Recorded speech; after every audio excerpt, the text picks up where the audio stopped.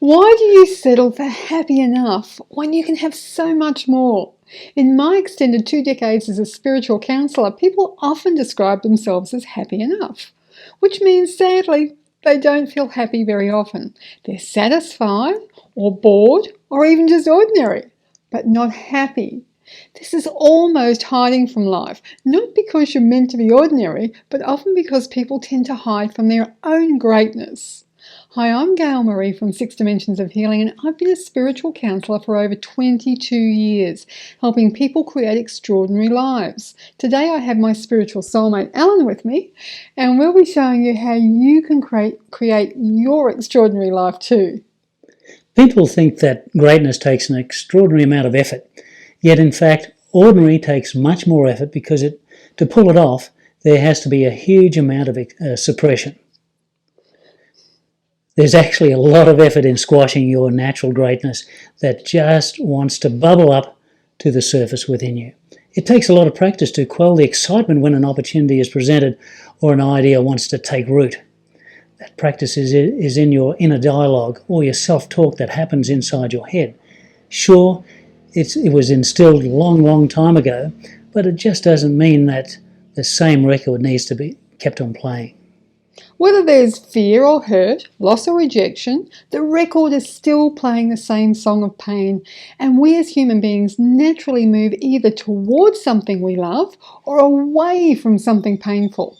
And romantic breakups are about as painful as it gets. You grieve as if you were saying goodbye to a loved one, and you are, but it's not a person you grieve for in a relationship breakup. What you're really mourning is the loss of your hopes and dreams. Those dreams are the ones of happiness that have been nurtured from a child, only to be shattered like a mirror, that now lies in 1,000 pieces all over the ground, and reflected back in every one of those geometric shapes is your own face, the face of pain. So is it any wonder that you settle for feeling safe and being happy enough? Innately, we all strive a deep inner connection and true happiness. This is a soul connection and not something that's filled by things or people. Being afraid is the opposite to connection, and that's why it feels so painful. To quell that feeling of emptiness, we keep trying to fill that vast chasm of pain with outside stuff, looking for validation and climbing the ladder, looking for success. But this tends to make the void even bigger. That's where happy enough comes in. It's a safety net, used like gap filler, just like liquid nails. It holds together an ordinary life in suspension so you don't have to look at what's missing and feel uncomfortable. The downside is that it's mundane and doesn't create purpose and meaning in your life. Happy enough is never satisfying and only ever a temporary stopgap. But there is an alternative solution to the mundane happy enough. It's a natural path of greatness that allows your life to flow, and it goes like this. What if you could decide to be responsible for your own happiness? What if you decided that no matter what relationship you entered, you wouldn't make the other person responsible for how you felt?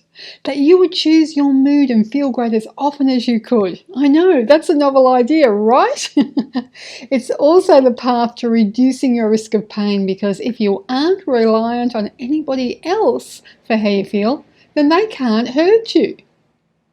You've taken back your own power. You're wielding the sword that only you could pull from the stone, and it can never be taken from you. And that doesn't just make you powerful in your own life, it makes you in control of creating your reality. It's also very attractive to others, and you'll attract a soulmate with similar values. The benefits of standing in your own power are immense and far-reaching. Sure, ordinary or happy enough is better than discontent, but why settle for something so underwhelming when the universe is prepared to deliver you the world?